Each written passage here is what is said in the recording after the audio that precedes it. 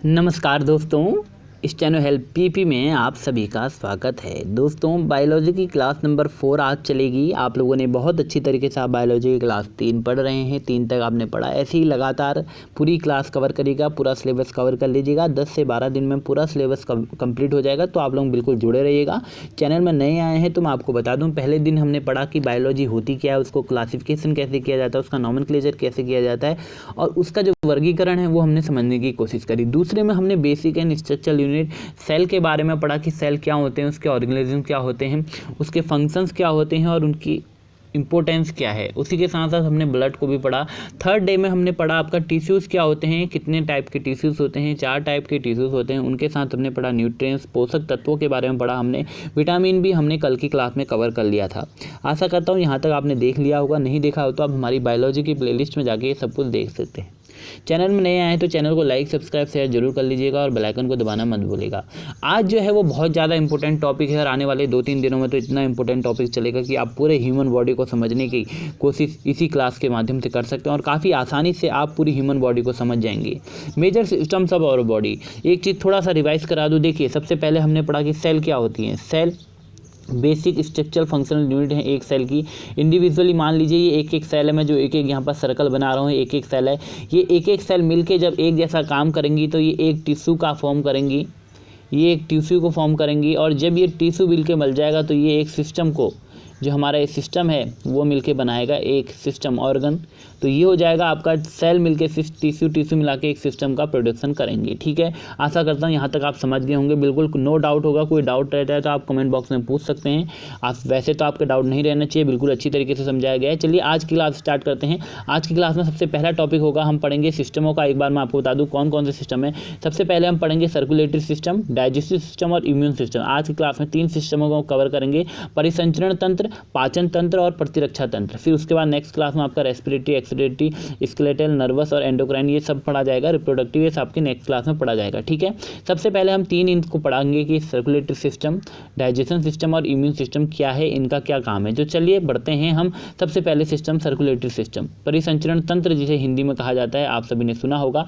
और इसका संबंध हृदय से ज़्यादा रहता है। हृदय से ज़्यादा रखता है, जो रक्त है उसका ब्लड से रिलेटेड इसका पूरा रहेगा। जो हमारा ब्लड है वो कैसे प्यूरिफाई होता है, वो कैसे काम करता है, हमारा हार्ट कैसे काम करता है, ये सारी चीज़ें हम सीखेंगे इस वीडियो में। ठीक है, पहले मैं आपको थोड़ा सा डायग्राम से परिचित करा दूं। आपकी स्क्रीन पे डायग्राम आपको नज़र आ रहा होगा। देखिए, आपको यहाँ पर 4 खाने मिलेंगे।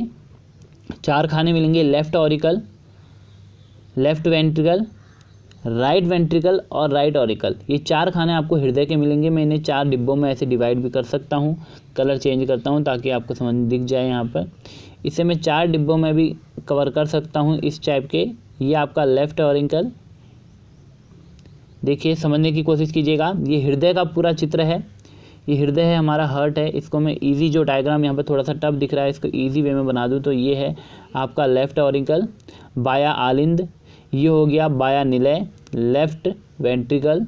ये हो गया आपका राइट वेंट्रिकल, ये हो गया आपका राइट ऑरिकल। ठीक है, ये आपकी 4 खाने में इसे डिवाइड कर दिया गया। तो चतुष्कोणीय आपका हृदय होगा मानव का। ठीक है, इसके जो स्ट्रक्चर आप देख सकते हैं, इसके बाहर से आपको पेरिकार्डियम मिल जाएगा, पेरिकार्डियम फ्लूइड मिल जाएगा, बाइस्किड वॉल्व। ये वॉल्व जो बनी है ना, देख लेंगे आप यहाँ पर, ये और ये यहाँ पर ट्राई है, राइट के साथ ट्राई है और बाई के ऑरिकल के साथ आपका जो लेफ्ट साइड है वहाँ पर आपको 2 मिलेंगी, बाई मिलेंगी। इनकी अपनी इंपॉर्टेंस है, बहुत इंपॉर्टेंस है। आगे देखेंगे इनका क्या यूज़ है, इसको याद रखिएगा। ये पुरकिंजले फाइबर्स हैं जिनकी खोज आपकी पुरकिंजले ने करी थी, इसलिए इसका नाम पुरकिंजे फाइबर बना। इन सब का रोल है आपको नीचे आगे मैं बताऊँगा।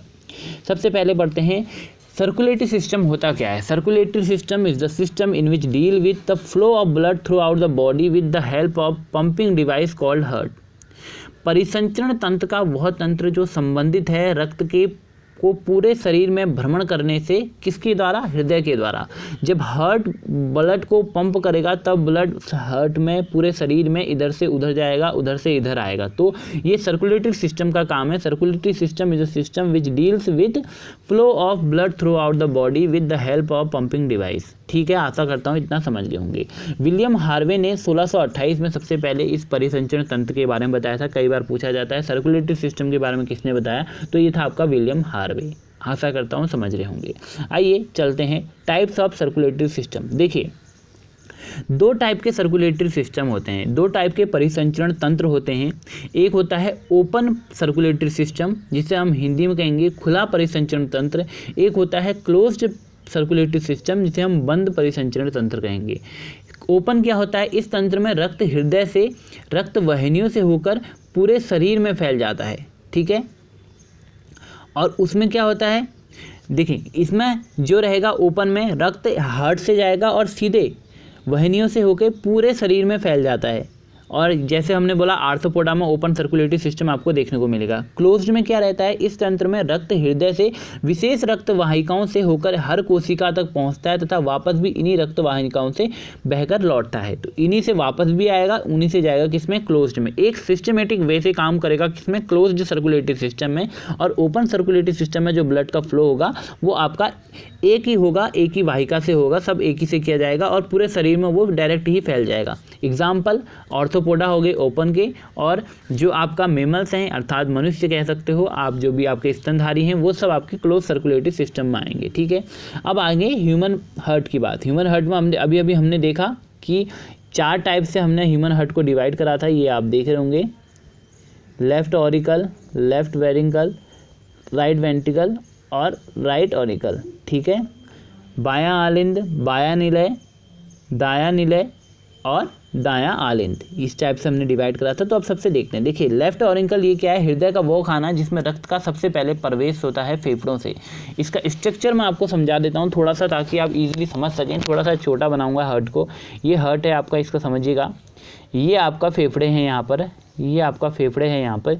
यहाँ से रक्त सबसे पहले प्रवेश करेगा कहाँ, इसमें। जो ब्लड होगा वो यहाँ से O2 हमने जो ली, O2 के साथ जो ब्लड बन के आएगा, जो ब्लड बनेगा, O2 हम सांस ले रहे हैं, उससे जो ब्लड बनेगा यहाँ पर, ये प्योर ब्लड बनेगा और ये जाएगा सीधे कहाँ पर, ये जाएगा आपका लेफ्ट ऑरिकल। लेफ्ट ऑरिकल में जाएगा, बाया निलंद में जाएगा। इसमें कौन सा ब्लड पाया जाएगा, अभी भी मैंने बोला प्योर, तो इसमें कौन सा होगा, प्योर ब्लड, जो सीधे फेफड़ों से हमने सांस ली, फेफड़ों ने थोड़ा एयर को प्यूरिफाई करा और सीधे हमें भेज दिया कहाँ, हार्ट को भेज दिया, भाई तुम अब इसे सारी बॉडी में पंप करो, पंप करने का काम करो, ठीक है। आशा करता हूँ समझ गए होंगे। अब क्या है, बाएं आलिंद के संकुचन से सारा रक्त बाएं निलय में चला जाता है।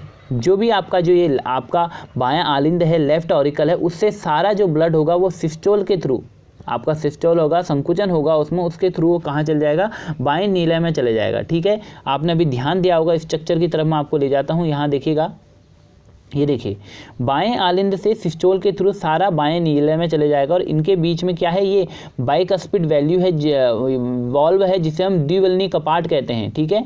ये जो कपाट है या इस वॉल्व है, इसका काम क्या रहेगा, जो ब्लड इसने नीचे से यहाँ से नीचे को डाल दिया वो अब ऊपर को फ्लो बैक नहीं होगा, इसलिए ये गेट वॉल लगाई गई हैं कि ऊपर से नीचे तो आ सकता है मगर नीचे से ऊपर को नहीं जा सकता है, ठीक है। वन वे ट्रैफिक है, इसे समझने के लिए आप वन वे ट्रैफिक समझ सकते हैं कि लेफ्ट ऑरिकल से लेफ्ट वेंट्रिकल में जाएगा, आपके बाएं आलिंद से बाएं निलय में जाने के लिए ये लगाया गया है, ठीक है। यहाँ से बाइकस्पिड इसमें लगाया। पूछा जाता है कि लेफ्ट ऑरिकल से लेफ्ट वेंट्रिकल में जाने के लिए कौन सा वॉल्व रहती है, तो ये बाई रहती है, ठीक है। वहाँ रहेगी ट्राई, ऊपर से नीचे आने के लिए, मगर नीचे से ऊपर इसमें इजीली नहीं जा सकता है, ठीक है। आशा करता हूँ इतना समझ गए होंगे। इसमें देखिए लिखा भी हुआ है, रक्त वापस बाएं आलिंद में ना भर जाए, इस कारण बाएं आलिंद और बाएं नीले के बीच द्विवल्नी कपाट बाइकस्पिड वॉल्व लगाई गई है, ठीक है। अब आते हैं लेफ्ट वेंट्रिकल की जो नीचे है, बाएं नीले से रक्त पूरे शरीर में जाता है, इसमें अंतिम छोर पर भी कपाट लगे होते हैं ताकि रक्त उल्टा ना हो जाए। इसी तरीके से लेफ्ट वेंट्रिकल में भी छोटे छोटे गेट वॉल्स लगे रहेंगे ताकि ब्लड वापस ना आए। अब लेफ्ट वेंट्रिकल क्या काम करेगा, जो आपका लेफ्ट ऑरिकल से जो ब्लड आया, प्योर ब्लड आया, वो लेफ्ट वेंट्रिकल में गया, लेफ्ट वेंट्रिकल से ये सारी बॉडी में सप्लाई हो जाएगा, ये सारी बॉडी में सप्लाई हो जाएगा। अब सप्लाई होने के लिए आपके पास जो चीज़ें रहेंगी वो हम देखेंगे, वेन्स रहेंगी, सब आपको बताएंगे आगे क्या रहेगा। फिर उसके बाद क्या होता है, जब ये ब्लड प्योर ब्लड पूरी बॉडी तक पहुंच गया, उसके बाद जो इम्प्योर ब्लड होगा, जो इम्प्योर ब्लड होगा वो आपका राइट ऑरिकल में आएगा। शरीर के प्रत्येक अंग से रक्त दाएं आलिंद में आता है। अब जो आपने ब्लड प्योर भेजा, जो यूज ब्लड हो गया, उसके बाद जो इम्प्योर हुआ वो आएगा आपका लेफ्ट ऑरिकल में, लेफ्ट ऑरिकल में आएगा। इसमें डीऑक्सीजनेटेड ब्लड रहता है, इस चीज़ को ध्यान रखिएगा। अशुद्ध, शुद्ध किस में रहेगा, लेफ्ट में।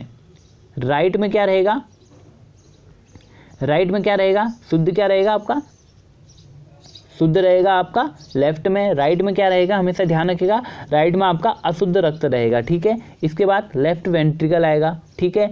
Due to systole to right auricle blood flows to right ventricle, back flow of blood is prevented by 3 valves tricuspid valve, जो पीछे जैसे मैंने बताया उसमें बाई रहता है, इसमें ट्राई रहता है, ब्लड ताकि वापस ना आए, ठीक है। ऐसे नोड आपने एक सिस्टम देखा होगा, यहाँ पर देखिएगा, आपको दिखाऊंगा मैं, ये आप देख रहे होंगे सबसे ऊपर आपको ऐसे नोट दिख रहा होगा, ये ऐसे नोट है यहाँ पर, और यहीं पर आपको दिखेगा एओ नोट, तो इसे समझिए एओ नोट और ऐसे नोट आपको दिख रहा होगा। ये नोड हैं, इनके क्या यूज़ है चलिए आपको दिखाते हैं। ऐसे नोट साइनो ऑरिकुलर नोड के नाम से इसे जाना जाता है। It is a cluster of nerve cell which conduct impulse, ये क्या है, विद्युत तरंगे उत्पन्न करता है। विद्युत तरंगे थोड़ा सा करंट जैसे स्पार्क टाइप का देता है, ताकि हार्ट जो आपका हार्ट है वो मूवमेंट करता रहे, इसलिए ये स्पार्क टाइप का देने का काम करता है। ऐसी ऑरिकल वेंट्रिकुलर नोड है। It is found at the mid of auricle of an ventricle. It helps to receiving impulse from a nodes, जो ऐसे नोड्स आपके इम्पल्स देंगे उनको रिसीव करने का काम कौन करता है, ए नोड्स, ठीक है। अब प्रश्न पूछा जाता है कि ऐसे नोड ए नोड कहाँ मिलता है, तो हार्ट में मिलता है, जो इम्पल्स प्रोड्यूस करने का काम करता है, ठीक है। आशा करता हूँ इतना समझ गए होंगे। एक था बंडल ऑफ हिस, इसी स्ट्रक्चर में complex collection of thread found between the ventricles known as bundle. इसका मेन फंक्शन क्या है, कंडक्शन ऑफ इम्पल्स, इसका काम भी वही है संवेग का। पुरकिंजे फाइबर, जैसे मैंने आपको बताया, ये fine thread leads throughout the surface and heart is called Purkinje fibres, ठीक है। ओके, अब आता है रक्त का परिसंचरण होता कैसे है, जो मैंने आपको बताया हल्का हल्का, मैंने आपको पूरा बता दिया था डिटेल में। अब यहाँ पर देखेंगे रक्त का दोहरा परिसंचरण क्या होता है, डबल सर्कुलेशन ऑफ ब्लड। देखिए स्ट्रक्चर को समझने की कोशिश कीजिए, बहुत आसानी से आपको समझाने का प्रयास किया गया है इस डायग्राम में, और आशा करूँगा कि आप लोग ईजिली इसे समझ भी जाएंगे। कुछ है ही नहीं इसमें कि ब्लड का फ्लो कैसे होता है। देखिए सपोज ये आपका यहाँ से आया, O2 आपने ली, O2 प्यूरिफाई करेगा लंग्स, ठीक है। जो लंग्स करता है, लंग्स से आपका हार्ट में जाने का जो सर्कुलेशन होगा वो फर्स्ट सर्कुलेशन के नाम से जाना जाता है, ठीक है। फर्स्ट सर्कुलेशन लिखा है, तो लंग्स से आपने प्यूरिफाई ब्लड दिया किसको, लेफ्ट ऑरिकल को दिया, O2 जो था आपका प्यूरिफाई, ठीक है। ये लेफ्ट ऑरिकल ने लेफ्ट वेंट्रिकल को दिया, ठीक है, ये भी प्यूरिफाई है। बाइकस्पिड यहाँ पर आपकी वॉल्व होगी जो बैक फ्लो करने नहीं देगी। यहाँ से जो प्यूरिफाई ब्लड था वो अब सीधे सारे बॉडी के पार्ट्स में जाएगा। O2 ब्लड रहेगा, अभी भी ये प्योर ही होगा, ठीक है।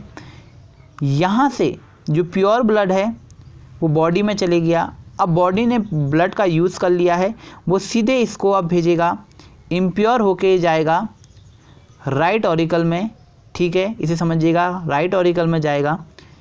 राइट ऑरिकल से जो आपका इम्प्योर ब्लड है वो राइट वेंट्रिकल से सीधे लंग्स में वापस चले जाएगा, जो CO2 की फॉर्म में निकलेगा। फिर यहाँ से हम वापस CO2 को रिलीज़ कर देंगे, ठीक है। आशा करता हूँ इसे आप समझ गए होंगे। ये है आपका इम्प्योर, ये सेक्शन आपका इम्प्योर है। मैं आपको दोबारा से कलर के बेसिस पे समझाता हूँ ताकि आपको समझने में कोई दिक्कत ना हो। अगर आपने ये डायग्राम समझ लिया तो पूरा आप सर्कुलेटरी सिस्टम ईजिली समझ जाएंगे। कुछ भी नहीं है, कोई फंडा नहीं है इसमें, बहुत ईजी है। देखिए ये डिवाइड करा है, ये जो पार्ट है अर्थात लेफ़्ट का जो पार्ट है ये आपका प्योर पार्ट है, O2 प्योर जाएगी यहाँ, ठीक है। और यहाँ ये O2 जो होगी इम्प्योर हो जाएगी, अर्थात O2 इम्प्योर का क्या मतलब होगा, O2 इम्प्योर का मतलब हो जाएगा ये CO2 बन जाएगी, ये CO2 बन जाएगी, ये O2 बन जाएगी, जो राइट पार्ट रहेगा, ठीक है। आशा करता हूँ यहाँ तक आप समझ गए होंगे, ठीक। तभी कहा जाता है कि ऑक्सीजन की कमी के कारण मृत्यु होगी। इसीलिए अगर ऑक्सीजन नहीं होगी तो ब्लड नहीं होगा, ब्लड नहीं होगा तो आपकी बॉडी का मूवमेंट नहीं हो पाएगा। इसीलिए आपने सुना होगा कि हार्ट अटैक आ गया कि डेथ होगी। हार्ट अटैक में क्या होता है, आपका हार्ट काम करना ही बंद कर देगा। जब आपका हार्ट काम करना ही बंद कर देगा तो आपको O2 की सप्लाई कैसे होगी, और O2 ब्लड के मीडियम से अगर सप्लाई नहीं होगी तो जीविकाएं, जो कोशिकाएं हैं हमारी, वो जीवित कैसे रहेंगी। आशा करता हूँ आज की क्लास के बाद आपका ये डाउट कभी नहीं रहेगा कि हार्ट अटैक से क्या होगा, क्या रहेगा सर्कुलेटरी सिस्टम। बहुत ईजी वे में समझाने की कोशिश करिए, इसकी आप स्क्रीनशॉट ले लीजिएगा, काफ़ी यूज़फुल है।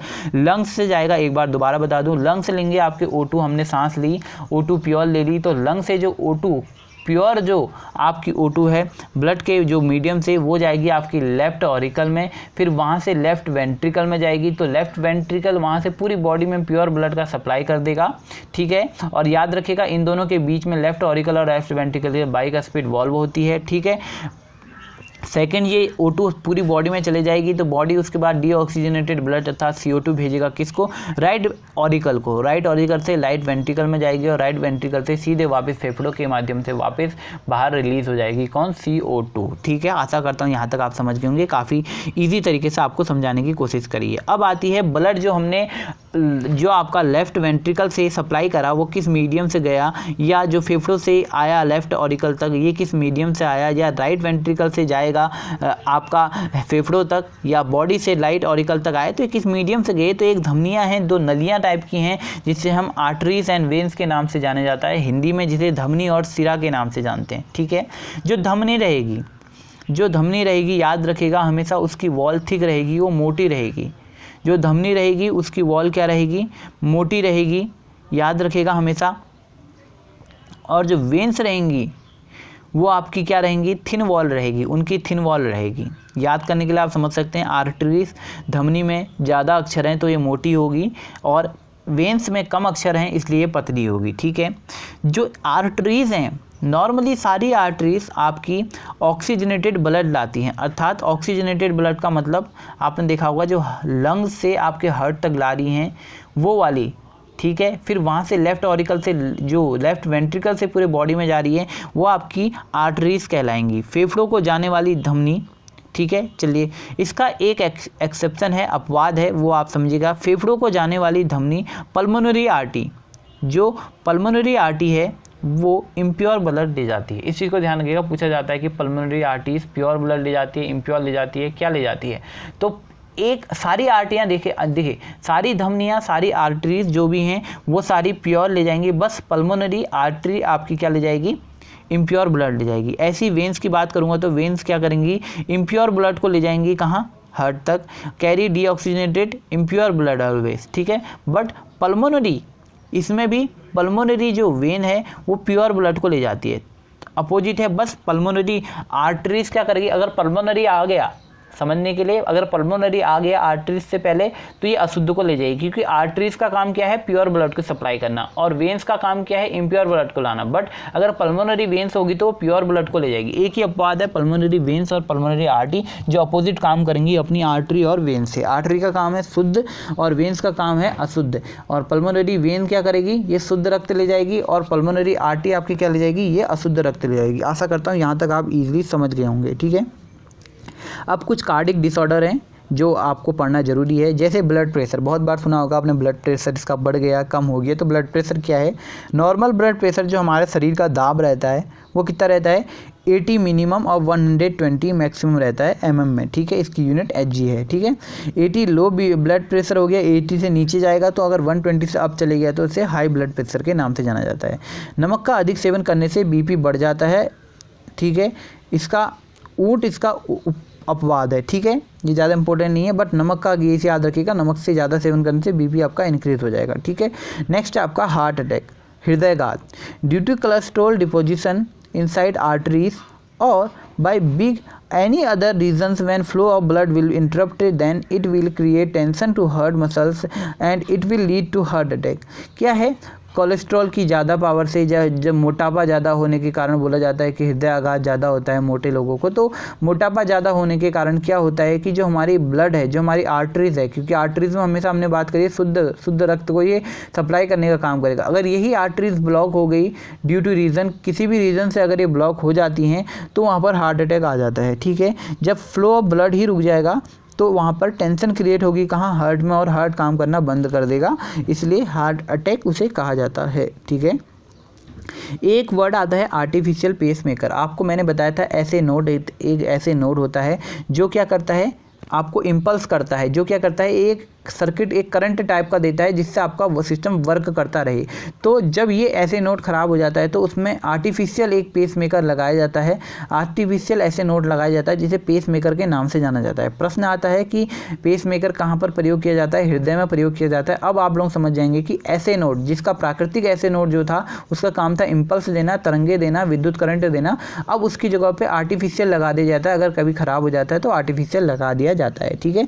इसकी क्रिया गति गड़बड़ाने पे चिकित्सक इसके स्थान पर अप्राकृतिक पेस मेकर लगाए जाते हैं जिसे लिथियम तत्व होता है और जो तरंगे बनाने में सक्षम होता है, ठीक है। इसमें जैसे हमारी सेल रहता है, बैटरी रहती है, वैसे ही ये रहता है। कुछ इंपॉर्टेंट फैक्ट हैं, इसे पढ़ेगा।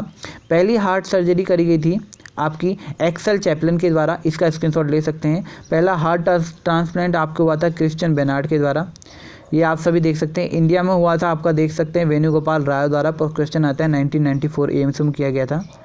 सबसे व्यस्त रंग है आपका हृदय, सबसे जो बिजी रहता है वो हृदय है। हृदय की ध्वनि जब हमारा हार्ट जब बीट देता है, हार्ट बीट जो होती है वो कैसे करता है? डब लब डब लब डब लब, इस ये ध्वनि के साथ डब लब कहता है। जो डायस्टोलिक ये आपको वॉल दिख रही है और ट्रायस्कोपिक जो वॉल दिख रही है, उनसे जो साउंड निकलती है वो डब लब की साउंड निकलती है, इस चीज़ को ध्यान रखिएगा।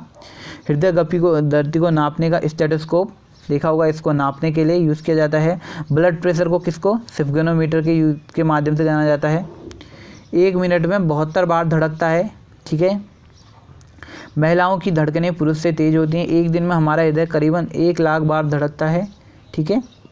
अब बड़े जानवरों की धड़कन कम होगी, छोटे जानवरों की ज़्यादा होगी, ठीक।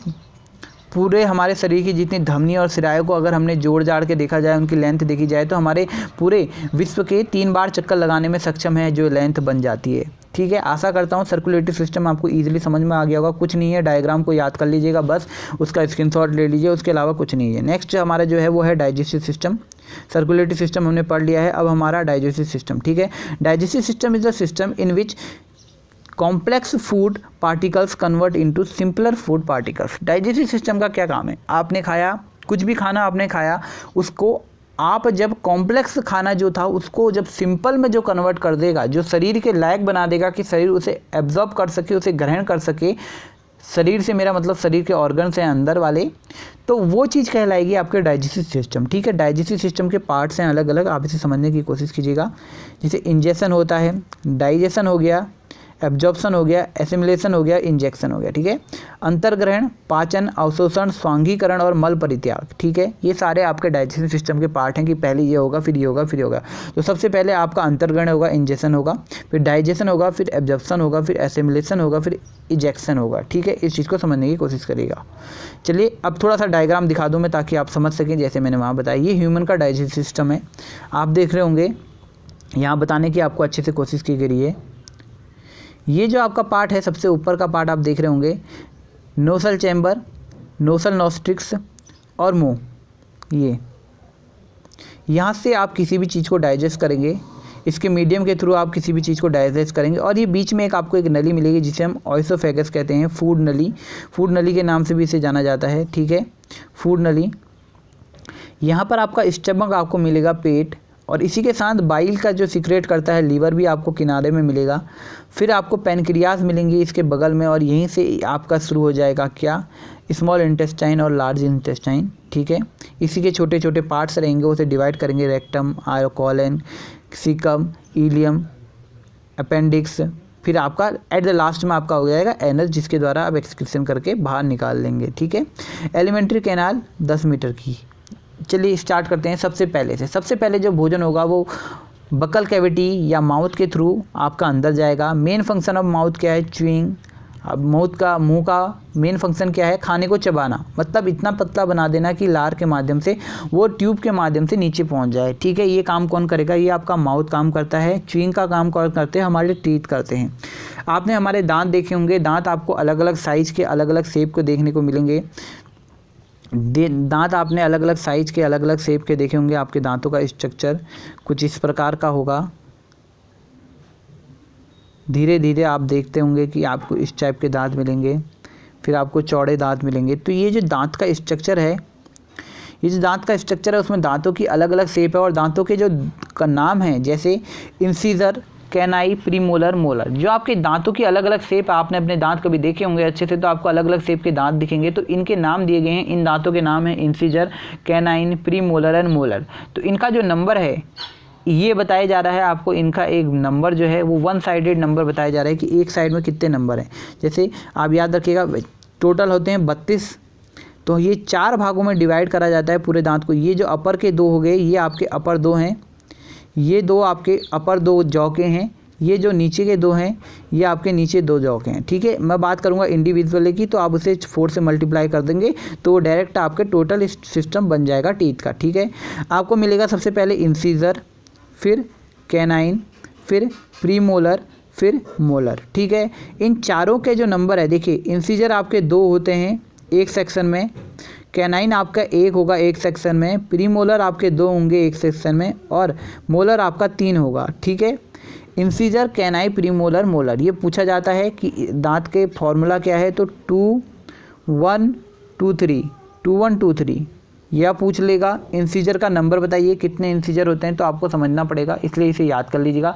इंसीजर 2 होंगे, हिंदी में भी इन्हें इंसीजर ही कहा जाएगा। कैनाइन, प्रीमोलर, मोलर, तो इंसीजर 2 होंगे, कैनाइन 1 होगा, प्रीमोलर 2 होगा और मोलर 3 होंगे। टोटल मिला के 8 हो गए, और 4 से इसे मल्टीप्लाई करेंगे तो ओवरऑल 32 आपके पास टीथ हो जाएंगे। तो 32 आपकी, जिसे बोला जाता है 32, वो बन जाएगी। देखिए डेंटल फार्मूला लिखा हुआ है यहाँ पर, incisor I2 C1 P2 M3, मतलब इंसीजर 2, कैनाइन 1, प्रीमोलर 2 और मोलर 3। टोटल मिला के 8 + 8, ऊपर के साइड हो गए वन साइडेड 8, दूसरी साइड 8, नीचे 8 8 16 16 और 32। ठीक है, ऐसी चिल्ड्रन की मैं बात करता हूँ तो चिल्ड्रन में 20 टीथ होते हैं। इनमें डिफरेंस कहाँ आता है, इनमें आपका प्री मोलर नहीं होता है और मोलर की संख्या कम होती है, 1 कम होती है। तो इनका जो फॉर्मूला रहेगा बच्चों का वो रहेगा I2 C1 P0 M2, अर्थात इंसीजर 2, कैनाइन 1, प्री मोलर 0 और मोलर 2। ठीक है,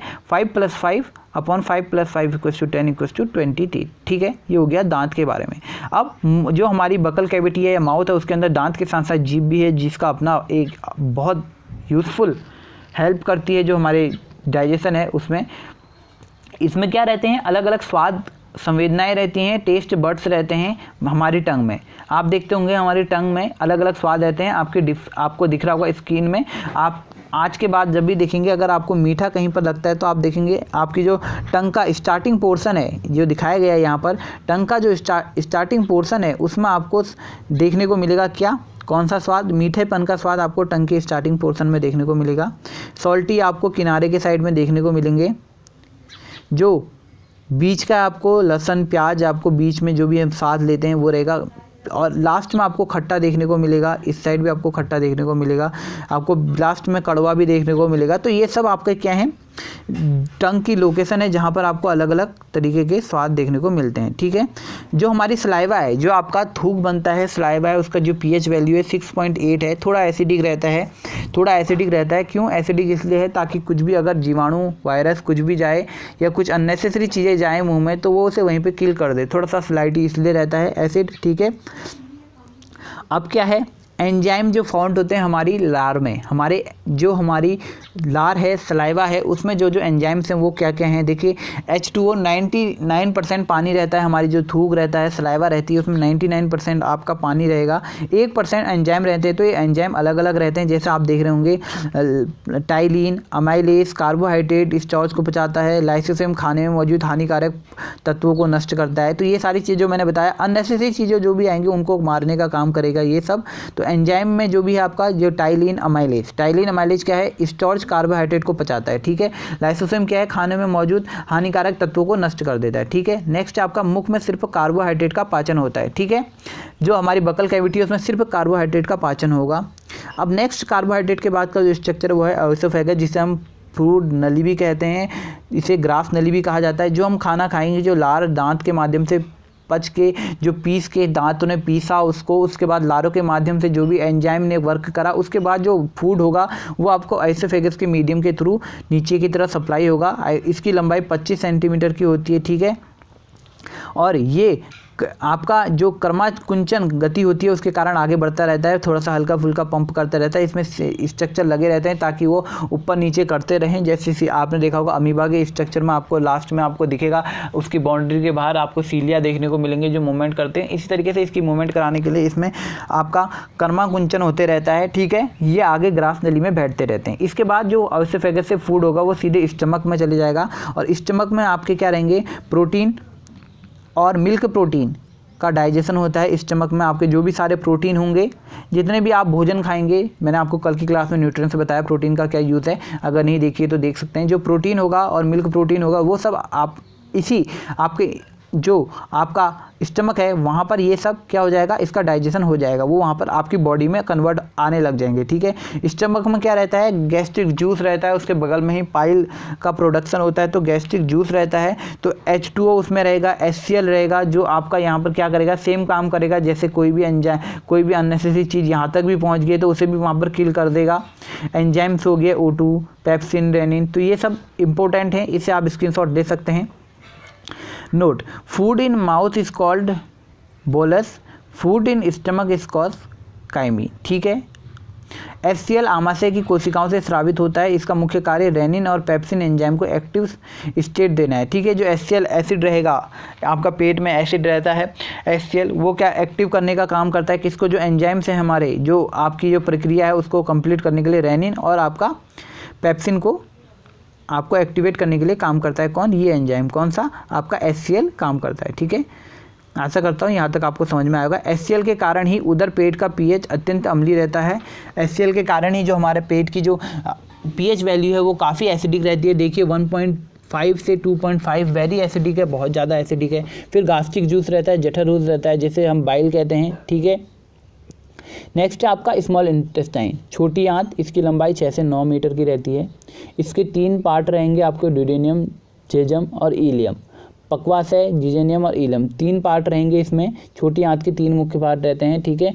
जो ड्यूडेनियम है, पक्वाशय है, उसका क्या है, वो लीवर से जिससे 3 अंग जुड़े रहते हैं, लीवर, पित्ताशय, अग्नाशय, इससे 3 अंग जुड़े हुए हैं, ठीक है। इस चीज़ को इतना ज़्यादा डीप पढ़ने की ज़रूरत नहीं है, सिर्फ आप जो देखा जा रहा है हल्का हल्का सा थ्रो अप कर सकते हैं। जो इंपॉर्टेंट है मैं वहाँ पर जोड़ डाल के आपको बताते रहता हूँ। इन तीनों का रस पक्वाशय में आके मिलता है, ठीक है। यकृत, लीवर से स्रावित रस को बाइल जूस कहते हैं, ठीक है। उसी के बगल में हमने देखा पेनक्रियास की जो स्टमक है उसके बगल में ही आपको लीवर देखने को मिलेगा, और लीवर से स्रावित जो रस होता है उसे बाइल रस कहते हैं, ठीक है। इस चीज़ को समझने की कोशिश करिएगा। और जब भोजन ड्यूडेनियम में पहुंचता है, जो आपके क्या है, स्मॉल इंटेस्टाइन का पार्ट है, तब गॉल ब्लैडर से पित्त रस आके भोजन में मिल जाता है, ठीक है। तो यहाँ से क्या आएगा, अब ये गॉल ब्लैडर से आपका बाइल जूस आ जाएगा, जो थोड़ा सा क्षारीय रहेगा, बेसिक इसकी प्रॉपर्टी रहती है। तो ये आपका एसिड जो निकलेगा, जो आपका स्टमक से एसिड आया फिर ड्यूडेनियम में आया, तो उससे वो उसे कंट्रोल कर देगा, कौन, बाइल, उसे नॉर्मल में ले आएगा, ठीक है। ये 2 टाइप के होते हैं, आपका ग्रीन कलर का और येलो कलर का। ये ज़्यादा इंपॉर्टेंट नहीं है, चलिए मैं पढ़ लेता हूँ फिर भी। ये एक होता है बिलिरुबिन, हमारे शरीर में सामान्य अवस्था में हमेशा पाया जाता है, जिसके कारण हमेशा यूरिन पीला होता है, और बिलिरुबिन ज़्यादा बनने लगे तो इसकी मात्रा बढ़ जाती है, जिसके कारण पूरे शरीर में पीला बन जाता है, और हमारी पेशाब अत्यधिक गाढ़ी पीली हो जाती है और आंखें और नाखून पीले हो जाते हैं। ऐसी अवस्था को जॉन्डिस कहा जाता है, ठीक है। जॉन्डिस किसे कहते हैं, ये यहाँ पर बताया गया है कि जॉन्डिस जो होती है, पूछा जाता है कि जॉन्डिस कहाँ पर से होता है, तो लीवर में जॉन्डिस का संबंध लीवर से है। तो लीवर से जो बिलिरुबिन निकलेगा, वो जब उसका प्रोडक्शन एक्सेस अमाउंट में होने लगता है तब आपका जॉन्डिस होता है, ठीक है। बाइल जूस का pH वैल्यू क्या है, 8। मैंने जैसे आपको बताया कि यह क्षारीय होता है, और जो अम्लीय निकलेगा उसके साथ क्षार मिलाएंगे तो वो कंट्रोल में आने के लिए आपका इसको बाइल जूस का सिक्रेशन करता है, कौन, लीवर, ठीक है। गॉल ब्लैडर का pH देखिए, अब गॉल ब्लैडर में आते आते pH 7.7 हो गया। जो आपका आमाशय, वहाँ पर जो pH था, वो जो आपका पेट था वहाँ पर जो आपका pH वैल्यू थी वो काफ़ी ज़्यादा थी, अब ये 7.7 में आ गया है बाइल जूस के कारण, ठीक है। अब इसके क्या है, बाइल जूस के अंदर भी अलग अलग एंजाइम्स हैं, जैसे ट्रिप्सिन, अमाइलेज और लाइपेज। ये प्रोटीन को अमीनो अम्ल में कन्वर्ट करता है, कौन, ट्रिप्सिन, फिर अमाइलेज, फिर लाइपेज, तो अलग अलग है। जो इंपॉर्टेंट है आप वही देखते रहिए। स्मॉल इंटेस्टाइन के दूसरे भागों से निकलने वाले रस को पूर्णतः पचा देते हैं। स्मॉल इंटेस्टाइन से निकलने वाले रस को इंटरस्टिशियल जूस कहते हैं, आंतरिक जूस कहते हैं। देखिए आपके यहाँ पर दिखेगा, जो इम्पोर्टेंट है मैं आपको वही बताता हूँ। फिर उसके बाद आएगी लीवर, लीवर स्ट्रक्चर जहाँ से अभी बाइल निकल रहा था। ये सबसे बड़ी ग्रंथि है, सबसे बड़ी ग्लैंड लीवर को कहा जाता है ह्यूमन बॉडी की, ठीक है, इस चीज़ को नोट कर लीजिएगा। इसके क्या काम है, ग्लूकोज को ग्लाइकोजन में कन्वर्ट करेगा कौन, लीवर। ग्लूकोज को ग्लाइकोजन में कन्वर्ट करेगा कौन, यही लीवर। कॉपर आयरन जैसे तत्वों को भी संग्रह करेगा। हेपेरिन रक्त को जमने और फाइब्रोजन रक्त का जमना नामक प्रोटीन पाए जाते हैं, ये यकृत में ही पाए जाते हैं, ठीक है। फिर इसके बाद हम बात करेंगे कि लीवर के यूज़ देख लिए हमने। अब पैनक्रियास की बात करते हैं। पैनक्रियास क्या है, ये अंग व ग्रंथि दोनों हैं, ठीक है। पैनक्रियास क्या है, आपका ऑर्गन भी है और आपका पैनक्रिया ग्लैंड भी है, ठीक है। ये क्या है, पैनक्रियास जूस का सिक्रेशन करते हैं, ठीक है, जो खाने पचाने के लिए उपयोगी होती है। जो इम्पोर्टेंट है आपको वही ले जा रहा हूँ। लार्ज इंटेस्टाइन है, फिर इसकी एक मीटर या उससे बड़ी होती है। बड़ी आंत में कोई पाचन नहीं होता, इसमें कोई भी डाइजेशन नहीं होता है। इसमें जो वेस्ट मटेरियल निकलता है किससे, छोटी आंत से, उस वेस्ट मटेरियल को सीकम के माध्यम से बैक्टीरिया के मल के द्वारा बाहर निकल जाता है। कुछ तरल पदार्थ छोटी व बड़ी मात्रा से ऑब्जर्व होते हैं।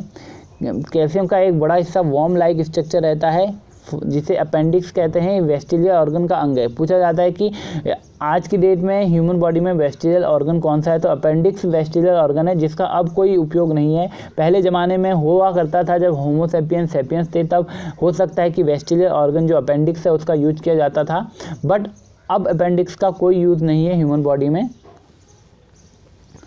अब क्या है, parts of large intestine. Large intestine के भी 3 पार्ट हैं आपके, कैक्सियम, कॉलन और रेक्टम। कैक्टम, कॉलन और रेक्टम। तो कॉलन में से होता है, जो कॉलन है वहाँ से होता है मल, रेक्टम मलाशय में पहुँचता है और यहाँ से कुछ समय तक रहता है और एनएस मलद्वार के द्वारा मल परित्याग हो जाता है, ठीक है। ये पूरा सिस्टम है, आपने समझा। थोड़ा सा मैं आपको इसको रिवाइज़ करा दूँ, थोड़ा सा मैं आपको इसको पूरा रिवाइज़ करा देता हूँ डायग्राम के साथ, ताकि आप आसानी से दोबारा से समझ सकें। देखिए, यहाँ से आपने फूड लिया, इसे समझने की कोशिश कीजिएगा। आपने माउथ से फूड लिया, यहाँ पर आपको टीथ मिलेंगे और यहाँ पर आपको टंग मिलेगी, जो उसको पाचन करने का काम करेगी, उसको थोड़ा सा पचा देगी, ठीक है। उसके बाद ये फूड आएगा किस में, ऑइसोफेगस में, ग्रास नली में।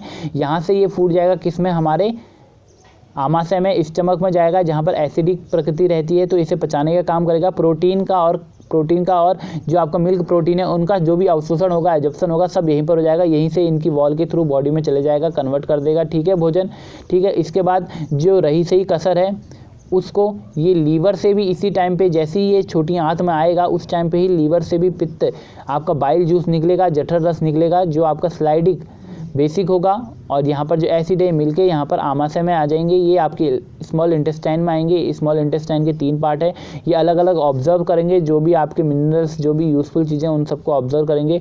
फिर उसके बाद अननेसेसरी जो भी मटेरियल बचेगा उसको आपका लार्ज इंटेस्टाइन के माध्यम से बाहर निकालने की कोशिश करेगी, और एट द लास्ट में आपके एनएस के माध्यम से जो भी अननेसेसरी मटेरियल बचा एट द लास्ट उसे बाहर निकाल दिया जाएगा, ठीक है। बहुत ईजी है, आसानी से आप समझ गए होंगे।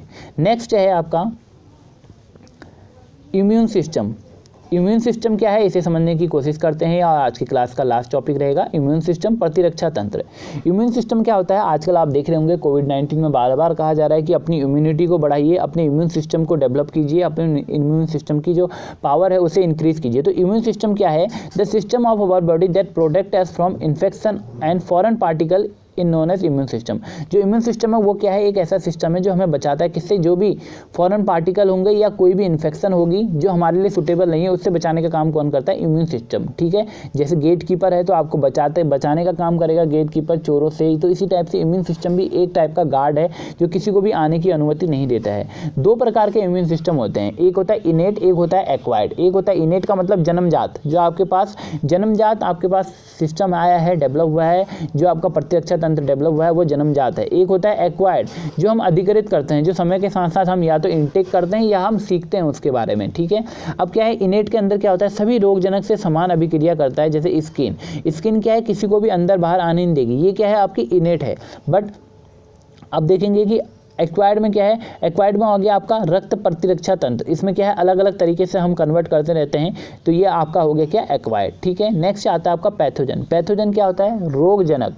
पैथोजन वो होंगे जो रोग मतलब डिजीज को जो करेंगे वो क्या होंगे, पैथोजन, रोगजनक। ठीक है, अब रोगजनक क्या है, any substance that cause harm to our body and result to disease is known as pathogen. ठीक है, जो भी चीज़ आपको हानि पहुंचाएगी, जैसे चोर है जो चोरी करेगा वो चोर होगा, तो ऐसे ही पैथोजन जो होंगे जो हमें हानि पहुंचाएंगे, हमें का मतलब बॉडी को हानि पहुंचाएंगे, वो आपके पैथोजन या रोगजनक के नाम से जाने जाएंगे। जैसे हम आजकल जान रहे हैं बैक्टीरिया, वायरस, जैसे आजकल हम कोविड-19 को जानते हैं, तो ये एक पैथोजन है। ठीक है, जो हमारे शरीर को हानि पहुंचा रहा है। इसी से बचने के लिए हम क्या करते हैं, वैक्सीनाइजेशन कहते हैं, जिसे टीकाकरण कहते हैं। और आज की डेट में हम कोविड-19 का वैक्सीनाइजेशन ढूंढ रहे हैं कि इसकी वैक्सीन कोई बने, उसका टीकाकरण कोई बने। तो ये उसको बचने के लिए जो हमारे ये, क्योंकि कुछ चीज़ें ऐसी होती हैं जो हमें इनेट से नहीं बचा सकती, इसे हमें एक्वायर करना पड़ेगा, तो इसके लिए वैक्सीनाइजेशन, इसके लिए प्रोसेस करी जाती है। आपने पोलियो का टीका सुना होगा, आपने चेचक का टीका सुना होगा, आपने हेपेटाइटिस का टीका सुना होगा, तो ये आपको एक्वायर कराई जाती हैं। ठीक है, ताकि आप सिस्टम से उससे लड़ सकें, जो भी फॉरेन एलिमेंट्स आएंगे उनसे आप लड़ सकें। It is the administration of antigen material vaccine to stimulate immunity of our body against the particular pathogen.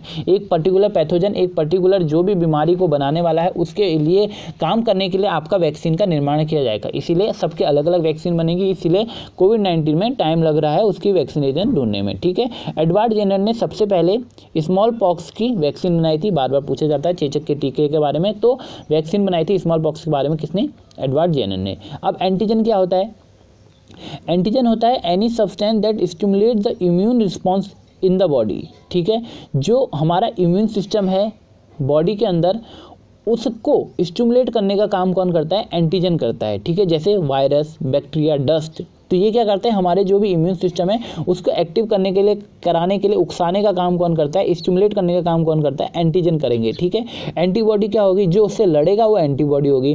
Protein particles present in our body and produce in the body neutralise the action of antigen or any infection. ठीक है, जो antigen ने काम करा, हमारे शरीर को उकसाया कि भाई मैं आ रहा हूँ, तुम अब लड़ो, तो एंटीजन करेगा हाँ भाई लड़ो, मैं लड़ने के लिए तैयार हूँ, तो काम कौन करेगा, एंटीबॉडी। ये काम करने का काम कौन करेगा, एंटीबॉडी। ये कौन करेगा, एंटीबॉडी। ठीक है, आशा करता हूँ समझ गए होंगे। अलग अलग टाइप की एंटीबॉडीज होती हैं बॉडी में, जैसे IG1 present in breast milk in mother. ये बहुत इंपॉर्टेंट है कि बच्चे को बोला जाता है कि बच्चे को माँ का दूध पिलाया जाए, तो इसीलिए क्योंकि ये जो एंटीबॉडी है वो दूध में एंटीबॉडी रहती है, जिसके कारण उसकी रोग प्रतिरोधक क्षमता क्या होती है, बढ़ जाती है। IgA present in breast milk in mother. ठीक है, IgG it can cross the placenta. तो अलग अलग टाइप की आपकी ये रहेंगी एंटीबॉडीज। तो ये आज की क्लास का एंड यहीं पर करेंगे क्योंकि सब कंप्लीट हो गया है। नेक्स्ट आपका रेस्पिरेटरी सिस्टम नेक्स्ट क्लास में रहेगा। तो आज की क्लास में हमने 3 चैप्टर पढ़े, एक बार मैं हल्का सा आपको रिवाइज करा दूं।